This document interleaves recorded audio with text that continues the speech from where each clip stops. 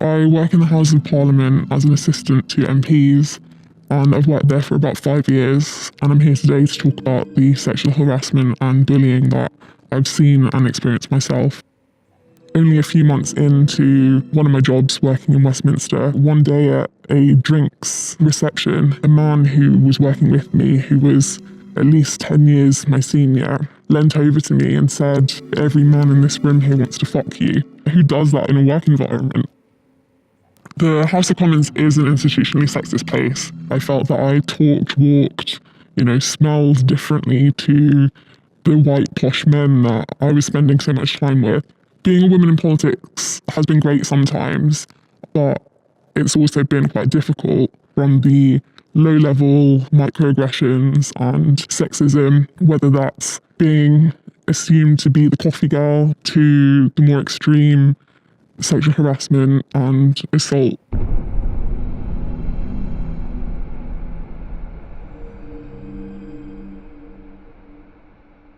I'd gone for drinks with another staffer. I thought they were professional drinks, and he really tried to get me quite drunk. And when we said goodbye, he just lunged at me and kissed me. It was so unexpected.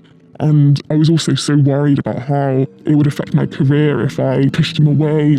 After that, he would just text me, call me. I never replied to him.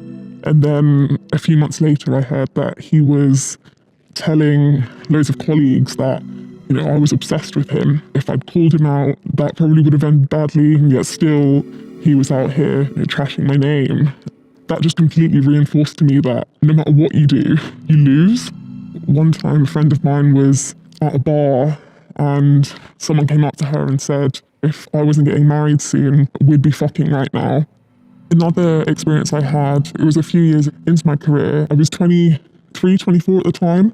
I'd become much more active with calling out harassment and bullying, whether that was on Twitter or in bars. There was a situation where an MP had filibustered a bill that would have affected women or girls' rights. Someone had strung loads of pairs of underwear across his door as like a kind of, campaigning activity. And this journalist who I worked with called me, and then he says, I was wondering, is it you who strung up all those pants outside that MP's door? I know you don't wear knickers very often.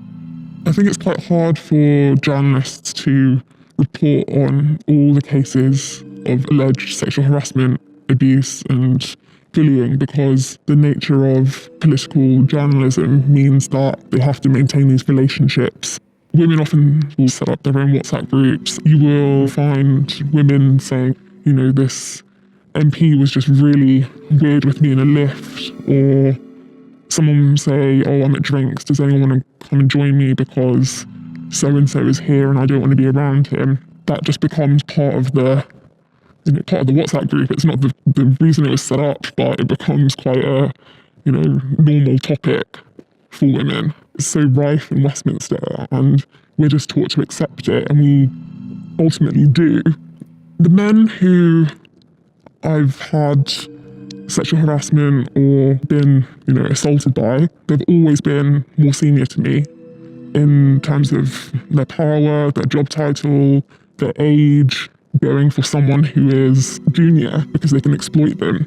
If you experience those things in the most powerful building in the country, you should feel that you can go to someone in HR or via a complaint system or to your boss. And the fact that these women don't feel that they can and feel they have to bottle it up or tell friends or a stranger like me sometimes because they fear what will happen to their career. They are terrified of being fired, of being blacklisted, of being publicly named.